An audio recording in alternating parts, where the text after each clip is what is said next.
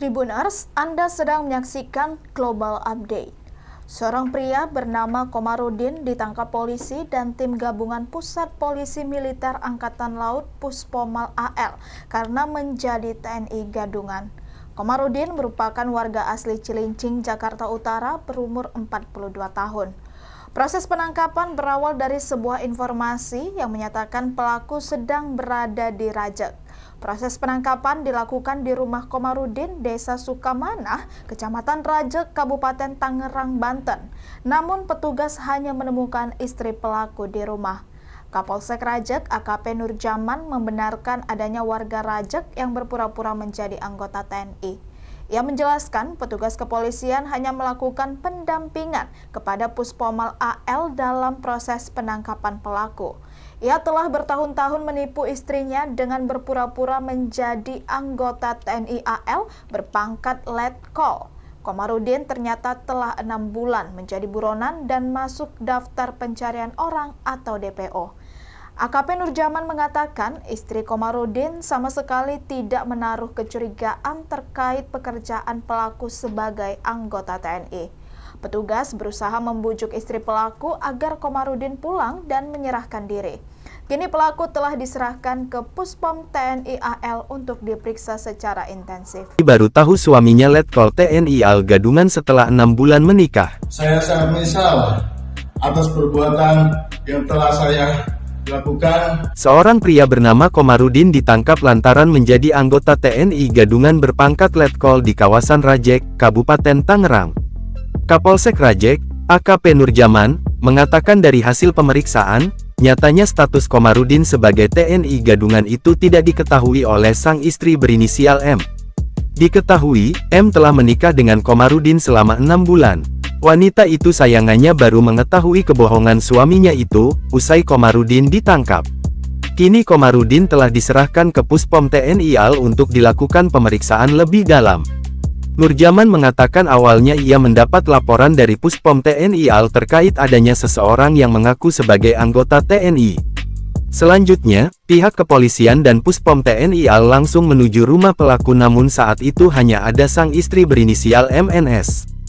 Hingga akhirnya, pelaku berhasil ditangkap dan langsung dibawa ke Puspom TNI AL untuk pemeriksaan secara intensif. Dalam hal ini, polisi dan TNI berhasil mengamankan sejumlah barang bukti yakni atribut palsu yang digunakan untuk meyakinkan jika pelaku seorang anggota TNI. Lantas, bagaimana kronologi penangkapannya? Komandan Pusat Polisi Militer Angkatan Laut dan Puspomal, Maijen TNI, Mar Imade Wahyu Santoso mengatakan, penangkapan dilakukan pada Kamis tanggal 9 Maret tahun 2023. Adalah MK, seorang warga di daerah Desa Sukamanah Kecamatan Rajek, Kabupaten Tangerang yang mengaku sebagai anggota TNI. Ia mengatakan, informasi terkait adanya warga yang mengaku sebagai anggota TNI tersebut diperoleh dari beredarnya foto seseorang menggunakan atribut TNI AL berpangkat Letkol. Setelah dilakukan pendalaman, tim bergerak menuju lokasi tempat tinggal pria yang diduga anggota TNI gadungan tersebut, tepatnya di Kecamatan Rajek, Kabupaten Tangerang.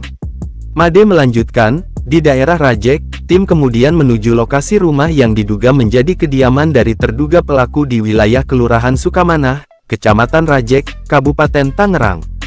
Selain itu, tim melaksanakan monitoring situasi serta berkoordinasi kepada Ketua RT dan RW untuk mendatangi rumah yang diduga menjadi kediaman pelaku. Menurut Made, kejadian penangkapan terhadap anggota TNI gadungan sudah sering kali dilakukan. Hal ini, kata dia, harus menjadi perhatian semua pihak, khususnya warga masyarakat agar lebih berhati-hati dan mengetahui cara membedakan mana anggota TNI yang asli, mana yang gadungan. Assalamualaikum warahmatullahi wabarakatuh. Selamat siang. Pada hari ini, tanggal 10 Maret 2023, saya atas nama Komarudin menyampaikan permohonan maaf yang sebesar-besarnya kepada Bapak Panglima TNI, Bapak Kasal, dan para prajurit TNI Angkatan Laut, masyarakat, dan pihak lain atas beredarnya foto saya dengan menggunakan seragam dinas dan atribut Angkatan Laut secara ilegal. Saya menyadari perbuatan yang saya lakukan telah merusak citra nama baik institusi Angkatan Laut, khususnya TNI Angkatan Laut.